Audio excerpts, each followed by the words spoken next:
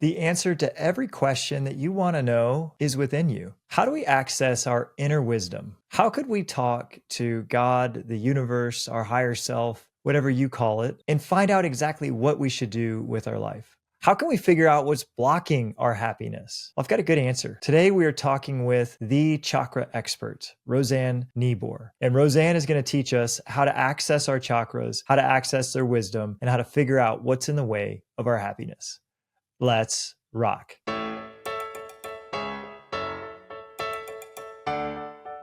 Welcome to the Good Mood Revolution. I'm your host, Matt O'Neill, and I've spent the last 15 years mastering the art of lasting happiness. Look, happiness isn't just a feeling, it is a skill, and it's a skill that you can learn and master. This show is your training ground. Let your Good Mood Revolution begin now. I want more peace in my life. Some days, like yesterday, I'm running so fast and so frantic in one thing to the next.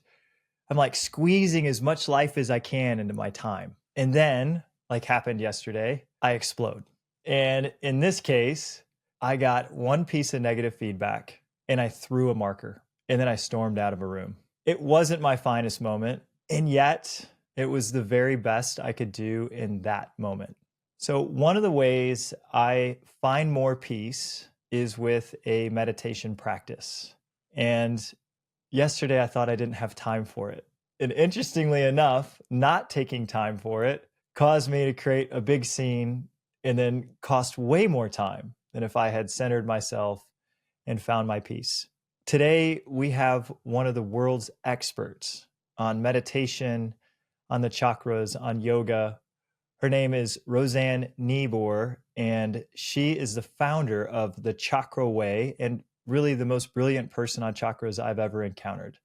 I'd like to welcome her now. Rosanne, welcome to Good Mood Revolution. Thank you, Matt. Thanks so much for having me. I'm excited to be here and have this conversation with you. I think it's going to be juicy. I am too, and especially because I don't want to throw markers. No, we don't want to throw markers, but a marker is not going to hurt anybody. You were fine. I'm sure you threw it on the floor and not at somebody. No, I did throw it at somebody. It was in the general direction of my wife. We're laughing about it quite a bit that I'm throwing markers at her. And it wasn't about her. I wasn't upset with her. It was a situation where I had tried to do too much and tried to cram too many things into a small space. And I hadn't taken the time to ground myself or to be meditative or to be thoughtful. Yeah. And we take it out on those that we know we can take it out on, the ones that will forgive us because they love us. So, you say something very profound and powerful. First of all, maybe not everyone knows what the chakras are, but you had said the chakras are the foundation of all self-development. What does this mean? Well, because I say that with a wholehearted conviction, because what the chakras do is they give us this map. They give us an energetic map to our physical bodies. So the chakras are these energy centers within us. And within these 7 colored dots that go up through the center of the body, within each of these centers is held everything, all the energetic aspects of our lives can be assigned to a chakra. And yes, they talk to each other, they communicate, but this energetic flow that works its way through the chakras holds the blueprint, the map of all of our energetic life. So at our base, at our root chakra, this is our need to be safe, to be secure, to be able to provide and survive. So it's providing for our survival, it's providing for our safety, and it's our connection to the earth, to our family. Okay, we all come from somewhere. We all come from a family. We all need those things in our lives. And there is a shadow side to each chakra. So when a chakra is out of balance, it's because the shadow side is more dominant. And at the root chakra, it's this most basic thing which will hold everybody and anybody back, which is fear. So you have all these wonderful aspects within the root chakra, but the thing that's going to combat that is fear. So if you start to have, say, ankle problems or knee problems, this can often reflect the fear that you're holding in your life, or it can reflect the fact that perhaps your life is going in the direction that your spirit doesn't quite agree with. So there's a kind of a talk in the middle where there's a sort of misalignment with what's going on.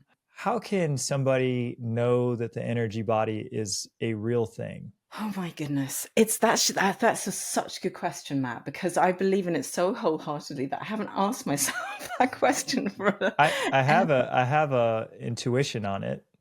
Yeah. And if we've ever, our family just said goodbye to our dog of 17 years. When he passed, in the one moment, his energy was there, and in the next minute, his energy was gone. The physical body was still there, but the energy was gone. And so if you're listening and you're wondering, is the energy body a real thing? Just contemplate that. Contemplate what actually makes you alive. Yeah. What is that spark of energy? The energetic body, how do we know it's real? Well, because you have emotions, because every time you have an emotion, it is an electrical current, it is an energy that passes within you. For me, when I try to describe, what are chakras, and I go, okay, so have you ever stood up in front of a room full of people and your mouth has gone dry and you've got a lump in your throat and you cannot, what is that's happened there? That is energy working through your body. That is your energetic body going, I am terrified right now. And anybody who's ever experienced heartbreak, that is an emotional state which is so viscerally painful. You feel the energy, like nothing's bad's happened. No one's come and punched you in the chest, but it feels like they have. How can you explain that if we're not energetic beings? So we've done the root chakra. That's where our survival, our groundedness lives. Next, we come up to the sacral chakra, which lives in the hips, in the pelvis. Now here, this is another aspect of life that we all want, need, desire: creativity, pleasure, play, sexuality, sensuality, one-to-one relationships. Okay, so everybody craves, everybody needs those aspects within our lives. So here, obviously, the organs are all of those that live within the hips and the pelvis. Anything that's going on with these in this organ will maybe reflect an aspect of your life that is not being fulfilled. Say, you're not allowing yourself to experience fun, for example. And it may be that you feel guilt around having fun or being playful, having pleasure, feeling and enjoying your senses. If guilt will cut that off at the knee, it'll kill it dead. That's the shadow side of it. So this pernicious thing of guilt will turn us upside down at the sacral chakra. But the sacral chakra wants to be creative. It wants to be fun. It wants to move. I always describe the sacral chakra as a little bit like somebody who's a good fun person to go out with at night. They're going to be fun. They're going to be dancing. They're going to be like the life and soul of the party, creative. And this is an aspect that we all need in our lives. It's where we find our flow. It's where we find, we find ourselves in that creative flow, connecting to our passions in life, So let's say guilt is an issue and we are really hard on ourselves and feel like we need to be perfect. And to the extent that we deny ourselves so much fun. Yeah. That we're no longer feeling creative. We're no longer feeling in that flow and life kind of feels like a grind. How do we use the chakra to have more fun, have more creativity, be more playful and let go of some of that need to be so perfect? Well, I use my body to clear this stuff because so often in life we go, oh, I've got an issue here. I'm going to just really think about it. I'm going to read about it. I'm going to try and solve this problem with my brilliant brain because it's so smart. But actually, it's really not. We need to give that responsibility back to the body. Yeah. So my first port of call would be Go and stretch out your hips. Go and nurture your hips. Do butterfly pose. Do hip opening Oh, poses. See if you can wow. move some of the energy. Allow the energy to shift physically. Ever feel anxious, upset, or maybe like something's missing? The problem is never your external circumstances. It's always your internal mood. In my best-selling book, Good Mood Revolution, Igniting the Power of Conscious Happiness, I teach you the exact methods to own your moods and control your best life. Go on Amazon today and get yourself a copy, because your best life can't wait. This second chakra is the home also, significantly, and I probably should have led with this, it's the home of our emotions. So all of, yes, our emotions live everywhere, but the sort of big seat of our emotions is in the hips. So my personal introduction to the chakras was when I was on a yoga retreat in India, and I woke up in the middle of the night, or actually I couldn't go to sleep because my hips started to hurt. And I came back the next day, talked to my yoga teacher, and she was like, well, maybe you need to, and this was years ago, like decades ago, what's going on in your sacral chakra? And I'm like, I've no idea, because I've never really read about the chakras. So I started doing research, and I realized that, yes, perhaps throughout my entirety of my life, I had been suppressing my emotions. Perhaps I had not been in touch with my emotional life very much. Isn't that part of the culture too, though? Oh, To absolutely. suppress emotions? Yeah, completely. And it's all to do with, a lot of these things come back to how you were brought up, how you were taught to deal with your emotions, if there was a thing that you talked about. What's our next one? Our next one is the solar plexus. So this sitting right in the center, right in the solar. Everyone knows where the solar plexus is. And the other wonderful thing about the chakras is that they actually align physically with plexus. A plexus is a bundle of nerves that comes out from the spine and projects forwards or backwards, but generally forwards from the spine. And the solar plexus is so named because this is the plexus of nerves that comes out at this central point. And here is the root and the home of all of our energy, our power. So it's not only our physical energy, but it is our ability to get stuff done. So again, another thing that every human in the world needs is energy and the ability to make things happen. It's where you have productivity, assertiveness. You ever heard of the saying, you got a fire in your belly? If you've got a fire in your belly, the element here is fire. So this is the engine room of our bodies. This has always been so strong for me. This fire in the belly, this ability to just get things done. And sometimes, though, I'm working with someone, and that's a real issue, is that they just don't follow through. And they have the goal, they have the plan, and then for whatever reason, they just can't take the steps consistently to get it done, to own that personal power so that they could create anything they wanted to create if they followed through. How do we help somebody unblock this third chakra and get to that point where they get done what they say they're going to get done?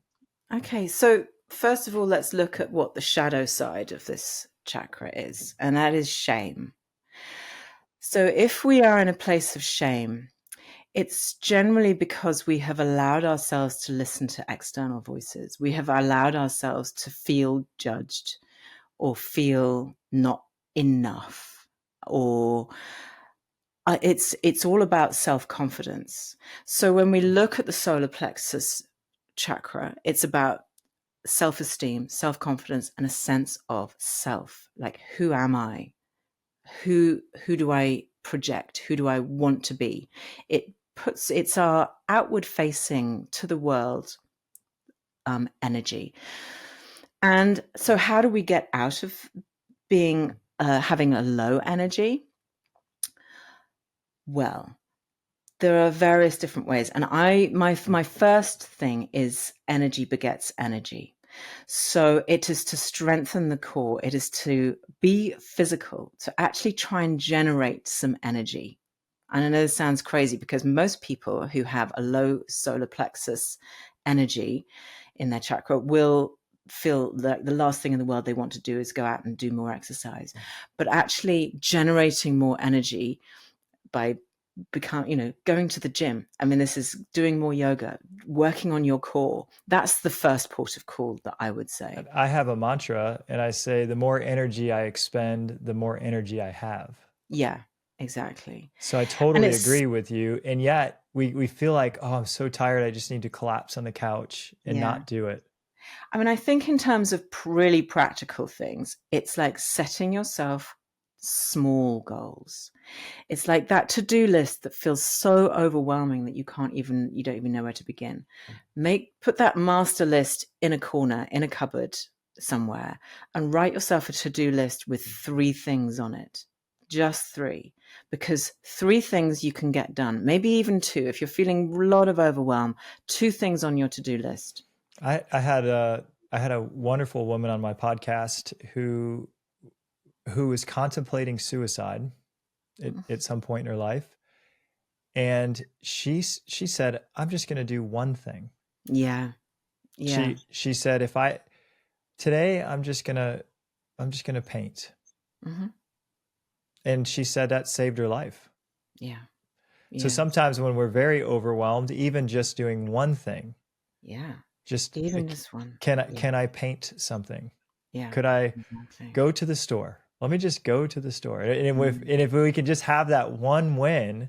Exactly. And then celebrate that victory. It can start now. We've used a little bit of energy and we have more energy. Because I always notice this too, is if I get up and I start to do things, like I start to organize things or clean things, I'm feeling good. I'm like, oh, I'm productive. I'm feeling on top of the world again. And then I can do this and I can do that and I can do this. Exactly. So setting yourself small goals, celebrating those tiny victories, whatever they are, like even if you just look at yourself and you go, oh yeah, my hair's all right today. Excellent.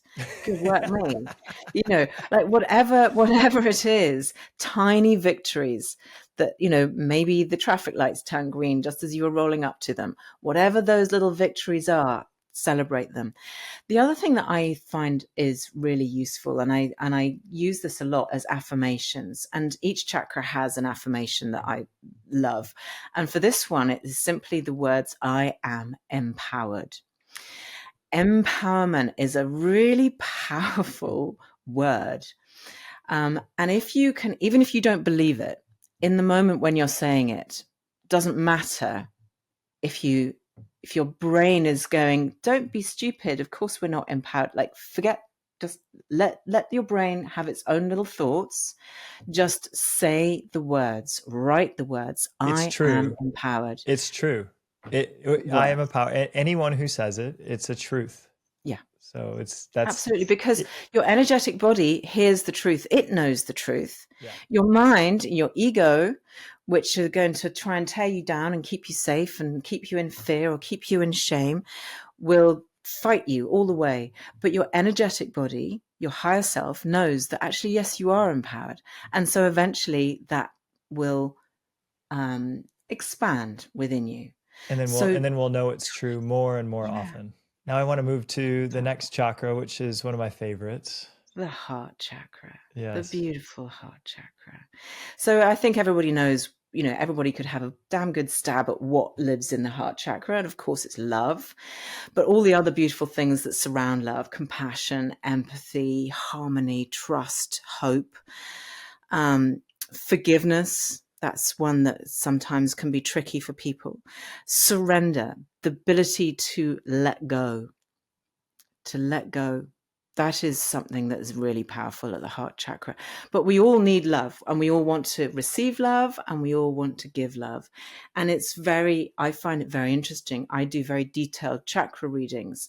And when there's a very common issue is that people are very good at giving love and supporting others, but receiving love, like, oh no, I'm not worthy. And so self-love, being able to be accepting of the self, loving of the self. And one of the most powerful tools that we can use at the heart chakra is, of course, gratitude. A gratitude practice is one of the first things which will resonate throughout the entire energetic body. Gratitude is the thing. I agree. What's the shadow side? Grief. So when you feel that grief, that deep grief for a loved one, whether it be a family member, a friend, or a pet, or even if you're grieving for a phase in your life, or a loss of a job or a house, or I don't know, anything. We can grieve for so many different things. Even perceived loss can be grief filled. And so the combat for that is gratitude, Right. So, I mean, I don't need to go into more detail. But It's just really we can evident. grieve with gratitude. Yeah, absolutely. And it's the ultimate balm to grief. I love it. It doesn't take it away, but it certainly makes it easier. So yeah, gratitude is the first and foremost top of the list healing for the heart. But also, I think it's like the go-to for starting to be in a good mood. yeah, absolutely it is. It can, yeah, you're right. It is. It's so Because simple to do, and yet it kind of like I was talking about grounding myself and taking a moment yesterday. That's simple to do, but sometimes we don't think we have time to be grateful. it takes literally no time at all. I do this when I walk. So often in nature, it's a wonderful time to do this. And you just stop, and it takes less than a minute. You stop, you take a breath, you feel your breath, feel your body, and you go, okay, so what am I truly grateful for? Like really wholeheartedly grateful for? And the simplest things can be like, I'm grateful that it's a beautiful day, or that I have my beautiful best friend dog here, or, I'm just grateful that I'm able to go for a walk, like that my legs work, that my feet don't hurt, like anything you can feel grateful for. Every day I actually put my hands on my heart and I wait until I can feel my heart beating. And then I always say, I'm grateful my heart is beating with authenticity, because I mean it. I know that it doesn't have to be beating today, but feeling my aliveness, feeling that it's actually here, connects me to the fact that I'm happy that I get to be alive today. Yeah, exactly. I mean, I think just opening your eyes and taking a moment to just wonder at the extraordinary things that these eyeballs sitting in your head can do for you. The fact that you can see, the fact that you can hear, the fact that you can touch and taste. You have always got things to be grateful for. So, but then the expansion of that. So you've taken your breath, you've found the thing that you're wholeheartedly grateful for, and then you expand it into the joy and the love that surrounds that gratitude. And just in that moment, and it's really a few breaths time, you will feel there will be a physical sensation of rising. Like I always feel like a glass of champagne, like the little bubbles just rising up of gratitude, of like, and you feel your vibrations rising. You go, okay, that's the feeling that I want to feel. Oh, I And talk then, about this too, is that the path to joy is through love. That we are joyful to the extent that we love our reality. yeah, yeah. And And even when, gratitude's the way to love our reality more. yeah, and even when the world is falling around your ears, you can always find something to be grateful for. Always. Always. So the heart chakra holds the key to a lot of happiness. That is for sure. It's where we hold our friendships, our love, our Oh, it's my favorite one. yeah.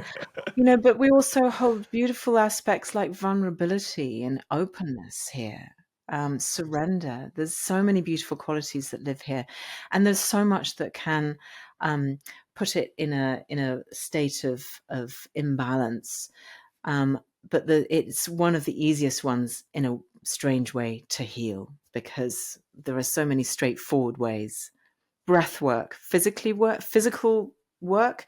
And as a yoga teacher, I often find teaching backbend classes will make people cry quite often. Is it Breath kind of work, opening their it's an chest? opening of the heart. When we open the heart can let loose some of the grief, some of the sadness that it's holding. And when it comes out as tears, they're like, "Oh, I'm really sorry, I'm crying in class." I'm like, "No, this is Good the job. best." You Yes, did it. you did it. Something shifted. You moved some stuff that's been sat there. Let it go. Rejoice in it. Yes. It's a beautiful, beautiful thing to Oh, be able yeah, to release. and yes. Okay, good. I remember talking with you about Matt and Ash, Yes. and yeah, because they're so in. He's like, Matt, you have to have a yoga practice every morning, man. Like it's just the way that you're gonna like feel the best. And I never did. I never adopted a morning yoga practice, but he swears by it. Yeah. No, it is the best because it brings you into contact with, it brings you back into your body. And that connection between the mind and the body and the spirit is so key. And we can live so much in our minds. We are so mind focused I am for that sure. we Yeah. forget that we are a perfect triangle of mind, body, spirit. And when we get out of balance and we're all in our minds and we're never in our body and we don't pay attention to the spirit, the body will come back and beat us with disease, with pain, with illness. And it will jump up and down and scream at us until we take notice. And until, sadly, maybe it's too late and things go wrong and then you have to have interventions. So no, pay attention to your body. When it niggles, it is sending you a message. It's helpful. In meditation, when we meditate on the chakras, you can notice the tiniest things. Like say you're meditating into your heart chakra and you can feel an expansion, you can feel a tingling, you can, maybe a word drops in, maybe an image drops in, maybe a color comes into behind your eyelids. Like there are so many subtle ways that the chakras and the energetic body, there's a reason why it's called the subtle body. It works in very subtle ways. And so when we are in tune with the body, then we can begin to listen to what it has to say, because the body has wisdom. That very famous and beautiful book, The Body Holds the Score, is so on the money. And yoga is one of the best ways to get in touch with our bodies and to really listen to where it's holding on, where it's resisting, and where it's free. Happiness isn't just a feeling, it's a skill. And it starts with 5 pillars: authentic relationships, thriving fitness, achieving goals, conquering bad moods, and then choosing good ones. I'll teach you how to master all 5 pillars in my one-on-one happiness coaching. Let's talk. Grab a free 30-minute happiness consultation on my calendar at mattoneil.com/coaching. So let's move up to the next chakra. Throat chakra. The throat chakra is all about communication. As a human being, we need to be able to communicate. We need to be able to express ourselves. This is a basic need to share our thoughts, to share our emotions. And so it's all about communication, but it's also all about authenticity. The Sanskrit name for the throat chakra is Vishuddha. And Vishuddha means purity, which we translate as authenticity. So this is our ability to be ourselves, to speak our truth, but to do it in a kind way. People often go, "I'm just a truth bomb," and you're a jerk. No. Bring some of that kindness and love from your heart into the throat chakra so you communicate with kindness. But this is all about how worthy we are to express our truth. But authenticity. We all want to be authentic. And we have the thyroid gland, which is a very important part of our endocrine system that looks after our metabolism and calcium, all of the kind of interesting things that the thyroid does. It is so it's a very interesting thing that when we have an overactive or an underactive thyroid, and more often than not, I think that women suffer more greatly with thyroid issues than men on the whole. And I find it really interesting because from an historic ancestral point of view, certainly for the last few decades, if we look back maybe 100, 150, 200 years, women have not had a voice. We have not had the ability to own homes, to have a vote. Yeah. Yeah, we haven't had a voice. It's really, or work, yeah, exactly. or have money, or make decisions in the household, right? Yeah. And good girls are nice and quiet. Boys, encouraged to, and I know this is really horribly stereotypical, but I'm talking about, let's just wander back 70 years to where our parents were, our grandparents were being brought up. And that's really recent history in terms of our energetic ancestral. Well, as a father of 3 daughters, I'm working very hard to make sure that they know how powerful they are. The And divine feminine is rising. It is rising. It is, yeah. And I'm a big fan of the Sophia Institute, and Carolyn Rivers. The whole mission of the Sophia Institute is the rise of the divine feminine. Yeah. So I just had them watch a movie called The Woman in the Sea, and it was about a girl who swam the English Channel, and she was the first female to ever do it, and it was like 1920. And it was such a powerful movie because the boys club was blocking her every step of the way, and she continued to just prove them all wrong, that women were equally as strong and equally as capable. And I was like, get them, girl. So what's our shadow side of the throat chakra? It's lies. It's the opposite of truth and lies. So we tell ourselves a lot of lies. It's not just like telling porky pies. It's not just like telling lies. It's the untruths that we decide to believe. It's what society lays on us. It's what other people's judgments, other people's comments. And, this is where it's really interesting when you do a really thorough, when you do the work through the chakras, is identifying where you picked up these stories, these beliefs that aren't yours. Yes. So we hold on to beliefs that, so for example, really basic one that loads of people will identify with. Like when I was about 13, 14, I was told by an art teacher that I really wasn't that good and I should probably go and study economics and drop doing art class because I wasn't any good at art. I believed that for the next 40 years that I was no good at art. And so I had no creative outlet at all for, I don't know, years, decades. And it was only when my energetic body started to go, I need something to do that's creative, that I decided that I would take up pottery. And guess what? I'm good at it. And I make beautiful things. Yay, go me. Exactly. But this is one of the lies. This is one of the things that was holding me back because I invested and I believed in that as a truth. I believed that to be true about myself, and it wasn't true. So we need to look back and see now what belief system was installed in me when I was growing up as a child, as a teenager, even in my 20s, even in my 30s. Like, what is it that is holding me back from being authentically myself? That is the shadow side of the lie of the throat chakra, is these lies that we invest upon. And we all have them. We all have these things that we believe about ourselves that aren't true, that are holding us back.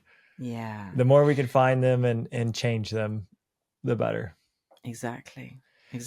So we're moving up further now into the third eye chakra. Beautiful third eye. So so we've got these earthly chakras. So we've got the root, the sacral, and the solar plexus that deal with all the kind of earthly things. We've got the heart, which is the bridge chakra. And as we get into these top 3, these are the more ethereal, spiritual chakras, the communication here. But then at the third eye, we're getting into intuition. We're getting into this inner knowledge, our ability to be imaginative, to be have that seeing eye within ourselves. So it's this kind of ability to have clarity. I think we all have intuition. And guess what? Our intuition pipes up and goes, I kind of got a bad feeling about this thing here. And your mind goes, no, no, no, no, it'll be fine. So and so told me it would be okay.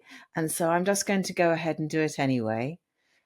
And your intuition's going, not so sure. And we plow on, and then our tuition, isn't so cruel as to go, told you so.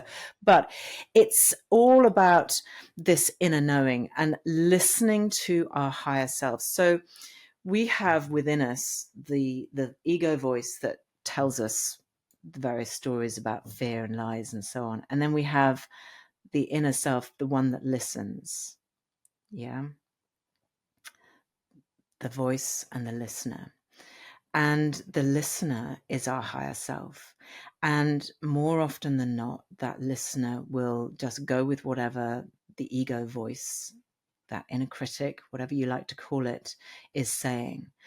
And so with the guidance of the higher self, we can become more in tune and aligned with our intuition and with our higher self. And then we lead with, not with our guts, but it is, because actually the solar plexus and has that enteric, that nervous system, enteric brain system, enteric nervous system, the belly brain, and the third eye, very much connected.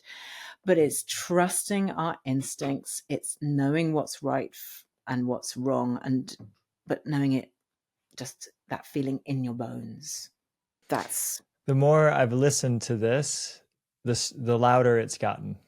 Yeah, exactly. It's still a whisper, but I used to just ignore it, like you're saying. Yeah, and most people do. and plow through and go conquer, and then all these bad things would fall and happen, and I'd be like, maybe there's a better way here. maybe I could start to listen a little bit. And we can interpret this in so many different ways. I was listening to one of your episodes that you talked to somebody recently about spirit, about communicating with spirit. Oh, yes. Yeah. And I was thinking, as I was listening to it, I was thinking it's really interesting because we can put that spirit externally and go, oh, I've actually got, spirits, ghosts, whatever, like guiding us, which we have. But actually, we have one of the most powerful guides within us. And in Christianity, we call that the Holy Spirit. Exactly. And in Christianity, this Holy Spirit is there to guide us and protect us. And here we're talking about our third eye chakra, which is connected to our higher self. To me, we're all talking about the same thing. Exactly. And it's just are we tuning into it or not? Yes. Yeah, exactly. And that's why I love, I have to say that I feel that meditation, manifestation, chants, all of those kind of things, affirmations are very akin to prayer in terms of religious prayer. And again, going back to the Bible, Jesus was known to meditate and pray. Yeah, exactly. Just listening to what's going on there. And all it takes is just to sit quietly and don't necessarily, what I like doing sometimes, and people who are really resistant to meditation, they go, oh, I can't meditate, I can't sit still, I can't do this, I can't do that. Okay, don't meditate. Just sit down with yourself and listen to just go, okay, what's my brain thinking today? What's thoughts are going on in my head today? And after you've done all your shopping list and your to-do list, and you've done all your little judgmental stuff, and the monkey brain, that little is tired itself out by kind of whining on about whatever it's going to whine on about, you will then sit back and actually some truths will start to appear. They will just start to come up. Just check in with yourself. Like, just turn the radio off as you're driving in the car and just go, I wonder what I'm thinking about, on your daily commute. I love to drive without radio. You can drive, just let the thoughts come up, and eventually you'll start to recognize what is that ego voice and what is your higher self. What is that inner wisdom, that inner knowledge? We have to create a relationship with that higher self, and invite it in. but if we don't ever give it time, like you're saying, then we don't know the difference. And I've been asked this question many times. How do I know that it's from my higher self and not from my ego self? So Rosanne, how do you know the difference between an ego thought and a higher self guidance? Well, I think that you can inquire within to go, okay, so I think it's quite easy to tell because you can bring yourself back to a truth that you know is utterly, utterly true, that is higher self truth, and you can feel how that feels. You can do little experiments with yourself. So you take something that you know to be absolutely true.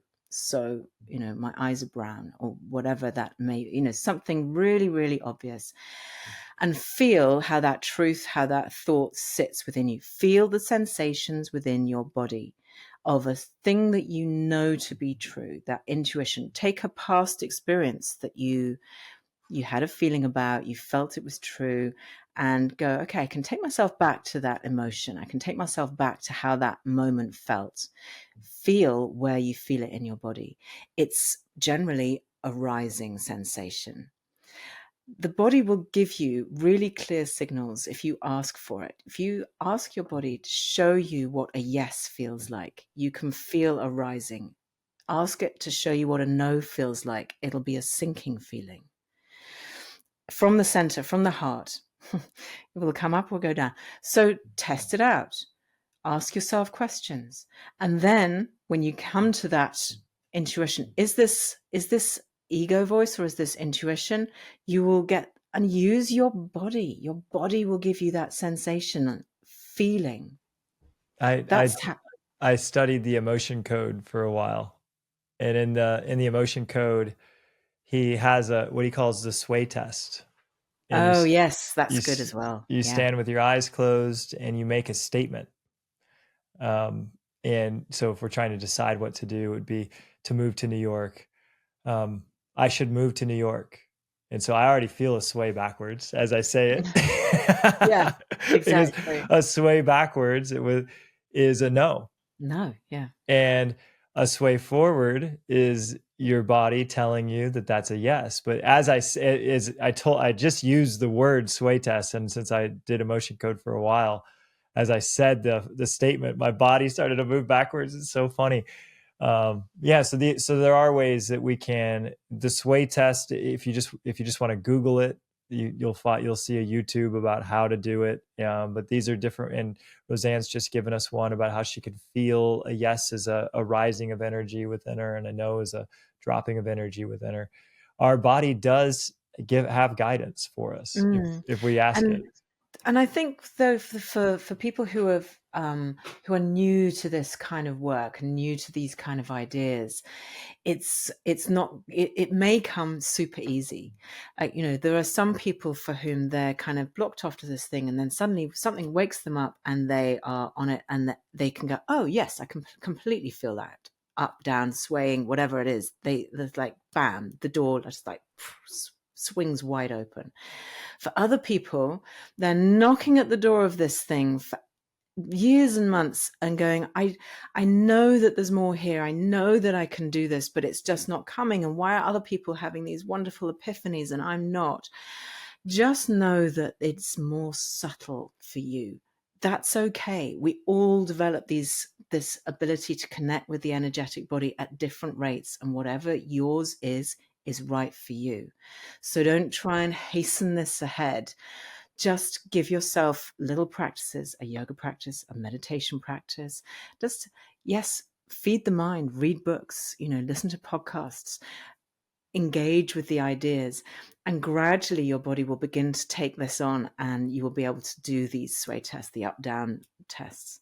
But listening to your body, it's the most amazing thing. And I just want to, because we've talked about the shadow side of every other chakra, for the third eye, it's illusions.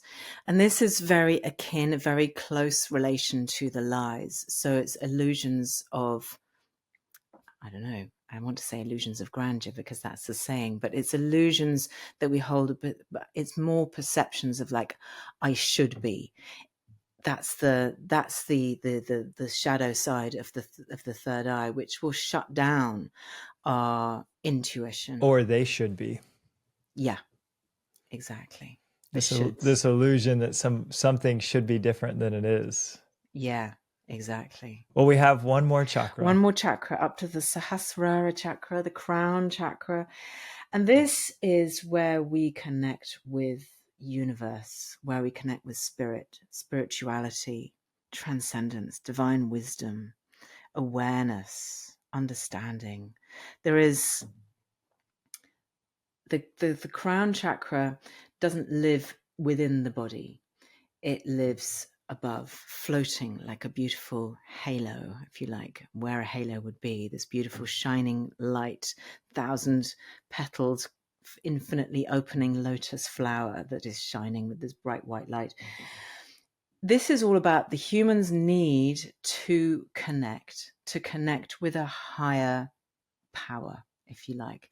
Hence religion, paganism, every civilization since the beginning, the dawn of time, has had a higher belief, whether it's been the sun, the earth, the moon, nature, various gods, Greek gods, Roman gods, all the religions that have spawned ever since. There is a basic human need to connect to something greater, to find some understanding, to find some rationale for why on earth we are here and sentient. How did this happen? How are we here on this marble of beautiful? Oh, I used to just obsess about that question. Yeah. And obsess and try to, and I'm just like, why are we here? What is this all even for? It drove me mad thinking about it. No, well, it's an unanswerable. And I don't obsess about it anymore. But maybe I've just heard so many answers to it. Yeah. That I feel satisfied with it. Yeah. No, my favorite is that I think a quote, or I won't quote it perfectly, by Carl Sagan, which is that we are the means through which the universe comprehends and understands itself. Because we are the universe. We are made up of pieces of the universe. Oh, sure. And sure. Everything was created all at once. But the point is that what we're made of now was created at that time, because no more matter cannot be created nor destroyed. No more matter is being created. So we are, from the 13.8 billion years ago moment in time, here we are. Exactly. We are the universe. That's what, just as you were saying. That awe-inspiring energy, that mere thought. I mean, I always love to say, if you want to connect with your crown chakra, just go out at night and look at the stars. But yeah, looking up at the stars, even looking at the moon, just finding anything awe-inspiring. But this is this connection to that we are all one. And this energy of just incredible wholeness, art, intelligence, wisdom, unity, I think. But the answer to any question at the crown chakra is meditation. So just meditating on the vastness of the universe could probably last you a lifetime, if that was that was something you were down for. But the thing that will close you down, the shadow side of this incredible open energy, and it's a very freeing. I feel like this energy at the crown chakra it takes you out of the minutiae of your life. It makes you stop worrying about the small things in your life. And yes, we all worry about the small things in our lives because life is like that. But if we can remove ourselves from that and just go, God, I'm just a tiny little speck on a tiny little speck in a vast, like, we get perspective. And Yeah, sorry, I got lost in my own thoughts there about the vastness. I can't remember what I started off Well, saying. the shadow side. Oh, the shadow side, thank you, is attachment. So is exactly what I'm talking about. Being attached to outcome, being attached to the small things, being attached to the stories that you tell yourself, being attached to possession, material gain, wealth, growth, whatever that attachment is, if it's not in a so interesting as we're talking about the vastness of the universe and oneness and connection to all, and there's it's infinite and abundant. And then you say attachment to material possessions, and it just seems so silly. Yeah. When we're talking about that we're connected to everything, that we would be attached to these things that we don't get to take with us when we die, that aren't even ours at this moment. Yeah. But we get so attached to them that we have a total freak out if they go away. Yeah, exactly. I mean, who cares about handbags, really? Really? But that's just me. But some people do care about their handbags. That's fine. But it's not the most important thing in the world. That is for sure. Yeah. Or if something gets ruined or broken, and I've worried about these things, Yeah. I mean, in the same way, like you were, I know it's a story that you told me when we were talking about your car, that beautiful new car that you had that got totaled the first time you drove it. It's like, actually, you could have spiraled about that if you'd chosen to, but you didn't. Sure. Because you weren't attached. You just let it go.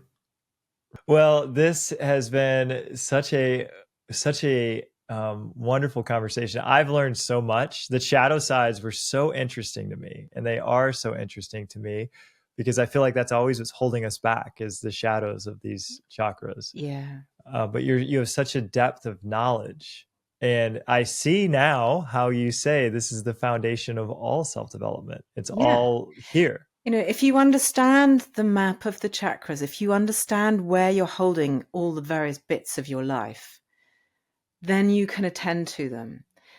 You can attend to them through meditation, through physical practice, yoga, or whatever your chosen physical practice may be, through awareness. And I feel so much of healing, so much of this energy work is simply having the awareness, simply having the knowledge.